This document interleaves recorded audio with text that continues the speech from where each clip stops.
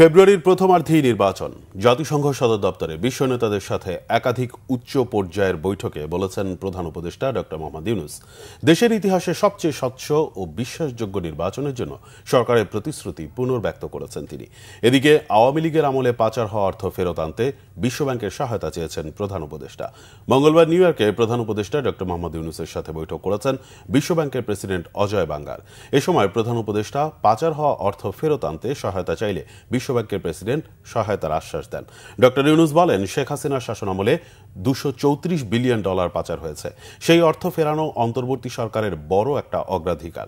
এর আগে প্রধান উপদেষ্টার সাথে বৈঠক করেন বিশ্ব বাণিজ্য সংস্থার মহাপরিচালক ডক্টর এনগোজি ওকানজো-ইওয়েল। এ সময় বাংলাদেশের রপ্তানি সুবিধা, তৈরি পোশাক খাতের বাজার সম্প্রসারণ, উন্নয়নশীল দেশগুলোর বাণিজ্য বৈষম্য কমানো সহ বিভিন্ন বিষয়ে আলোচনা করেন তারা। বাংলাদেশের স্বল্পোন্নত দেশ এলডিসি থেকে উত্তরণে বিশ্ব বাণিজ্য সংস্থার সহায়তা চেয়েছেন প্রধান উপদেষ্টা।